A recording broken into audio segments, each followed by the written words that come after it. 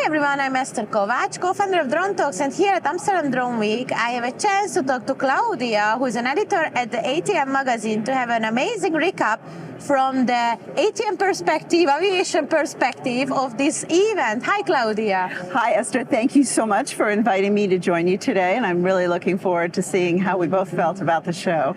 No, totally. You know, we had like a corridor chat as we always do before, and Claudia's perspective was like really wow. You know, I like how she thinks with an aviation mindset. So it's really good. So Claudia, the first hot topic is, you know, maybe UTM ATM integration. Yeah. This is like an old topic, not a new topic. You know, we're talking about this. But what do you see about the UTM ecosystem? You know, what are your takes on it? Well, what I do think is new on the ATM UTM topic is both sides of the equation seem to now see that there needs to be a middle ground. So historically, ATM saying, oh, we have to go slow, we have to be cautious because we're safety critical. And UTM saying, we have to go faster, the drones are ready to fly.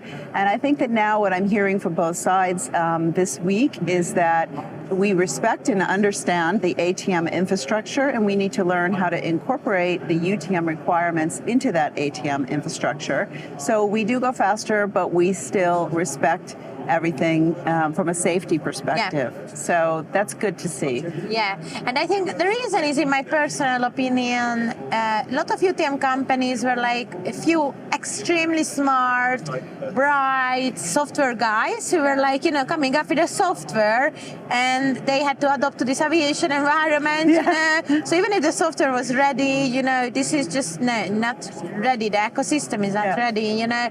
So, but I think they're getting there through the years. They understand, and you know, this is always the truth. Somewhere is in the middle. This is in anything, you know, what you talk about. But do you think the ANSPs and an ATM system providers, they buying now the concept of UTM, you know, is it main priority for them? Yeah. Do you see that coming? Well, I think they all realize they need it. So as far as the level of priority, I think it varies a lot from country to country, because in some countries, drones are, you know, chomping at the bit to go BVLOS and so forth, and to expand and reach their full potential.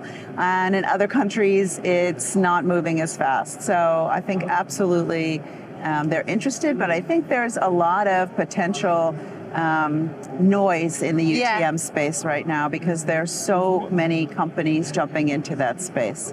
And what do you see there? Do you see that also in the UTM space? Yes. What I see now, ANSPs went out to shop. You know, when I go to the shopping market, you know, they go and see and run tenders, you know, and try to understand which solution to buy, you know, and they don't try. I think what is my personal opinion, there are million solutions, and they somehow cannot differentiate between each other. They all promise everything, you know, and you cannot promise everything. You need to have core strength, you know. Why I am the one who you should, if you need that, I'm the one. If you need the other thing, I'm not the one, you know. And you mentioned me, and the other thing, what is going on, is other ANSPs developing their own software, like Italian enough, and you know, DFS, that's other model, right? Yes. So some ANSPs are developing their own UTM software. You mentioned eNav, they have the D-Flight program, and then also DFS with their investment in DroneEgg. So there's a lot going on there. But I think with the UTM side, the other thing I've seen, especially at this show, is when you say, why are you different? I don't feel like there's a good story there yet. I mean, not to pick on anyone specifically, but I think that I don't see a lot of differentiation between the UTM companies. One might say, oh, I also do deconfliction, or oh, I also all of them do deconfliction. You know, I have a feeling, or I integrate with the ANSP, and I think actually that's an area where there needs to be some work. Is you know, for the most part, ANSPs don't integrate with cloud services, and a lot of the UTM providers say we're going to be in the cloud and everyone can use us. But I don't see ANSPs working with a public cloud solution. It needs to be a private cloud solution or something that can be resident on their servers for them to feel comfortable with it. Yeah. Okay, what's the second hottest topic of the day? It's at AAM, Advanced Air Mobility, cities everywhere, right? Yeah, so what's your take on that? What do you hear, through the panel discussions? So at this show, I have to say I went to a lot of panels, UAM happenings in different regions, and I was excited to hear about what was happening, and I ended up hearing about what was not happening. So it was really a lot about we need more regulation, we don't have public adoption, we don't see the business case, how is 4 people in a UAM aircraft going to impact any kind of public transportation needs. So it feels like the business model is not quite there yet for this topic, and it's more of a niche play at this moment. So you see it coming for the Paris Olympics. You'll see it coming. Do you think it's going to come for the Paris Olympics? What's your personal take on that? Or you don't want to say? Yeah. Well, I think what's interesting is I think that it will come, but it's not going to be as designed from scratch as people are expecting. My understanding is they're going to use the helicopter routes that are already in place. They're going to use the helicopter pads that are already in place. Yes. So maybe there aren't a lot of new vertiports that are being built. But I think it's good to get the public thinking about UAM and eVTOL. So.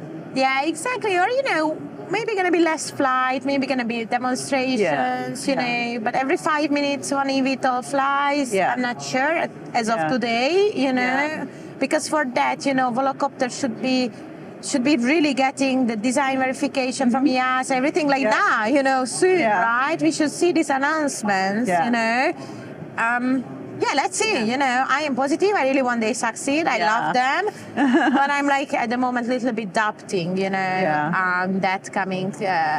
One fun thing on that topic, which you might not know about, I was at the Mobile World Congress event earlier this month, and SK Telecom had a Joby eVTOL in their stand, and you could sit in it and take a virtual flight. The line was hours long. I never got to take the flight, even though I tried to say, I did. I tried. I played the media card, but they still told me I had to stand in line. Mean. But if you're watching, you are mean. You are mean. But the thing that was interesting that someone said to me is that they should put these simulators everywhere, in theme parks, in shopping malls, so and everywhere, so that people start to get an idea what it would be like, and then they feel more comfortable when it becomes actually available. My biggest take on that, I want to have Netflix movies. Why we are not on Netflix? Nothing is on eVTOL and drones on Netflix. Everyone is watching Netflix, right? 80%. We need to pitch a documentary. I think we should come up with a documentary, But that's another topic. Okay, so you were at the Mobile World Congress, telecom, 5G, cellular network is one of the hottest topics. We can all agree on that. In my personal opinion, as I came from telecom background, the infrastructure, and it's a well-needed, add-on, for multiple use cases, and BB loss is really something what we need. And telcos, I just interviewed KPN, they have a solution to predict dynamic data. What else do you see now, regarding the telcos? Well, I think the telcos are motivated because they're looking for ways to monetize 5G. They've spent all this money on 5G, and they're like, what else can we do with it? The thing that is very interesting is you're seeing telecoms actually get more into this market now beyond the connectivity. And another thing I heard at the show was that in South Korea, that the government has mandated the telecoms to develop UTM. So here's another player in UTM, is that in that part of the world, the UTM is expected to be done by the telecoms, not by the ANSPs. No, but 4 telecoms in Europe were building UTM. 4 telecoms. So more UTM players on board. Yes. I know 4 of them, and I think they really see the added value service, what they can provide, so they can have an extra revenue stream from this. But my biggest question is there enough money to also give a piece for the telecom guys, piece for the delivery, piece for the ATM, UTM? So how big should be this, revenue generation from a flight to be able to kind of have everyone a piece at the pie? I saw something on a panel here that was a telecom panel. I thought this was a great analogy. Amazing. The speaker said, they need to think about it like the smartphone. Okay. When we first had a smartphone, it was like, oh, this is a cool way to make a phone call. And you had a lot of people spending a little bit of money to have, a SIM card in their smartphone. And today, making a phone call is probably the last thing you do on your smartphone. Yeah. But you have people spending money on all kinds of other services. And apps and everything. Apps and data. And so that the speaker said that we should approach this market that way, that there are individuals who will say, okay, I just want to go from point A to point D. This is my public transportation ticket. And then there are other people who actually want to build customized business cases to be able to, have high definition video for certain applications, public safety, cargo drones. Exactly. So I think that's a good analogy. Yeah, but I think first we need to make sure we have the right coverage. Drone can fly big kilos. Yeah. We need to predict dynamically the data. We need to make sure this all covered, right? And for that there is million solutions already out there. There are ones who are very good, and that's also an important part to integrate those ones, to the system. Any other takeaway you had, Claudia, from the event as a last, thought? I have to say that this is the first time I've been to this event. Oh, wow. And I was pleasantly surprised by the amount of energy here and innovation. So definitely an event to come to again. No, we cannot agree more. We come every year. We love it, and I really liked today and this year model of, you can grab a coffee, a drink, a lunch, you don't need to queue and pay for it. It's kind of a part of the event. That model I really like, so I will suggest to the organizers to keep, Thank you so much, Claudia. Thank you so much for having me. Amazing. This was a great conversation. Yes, thank you.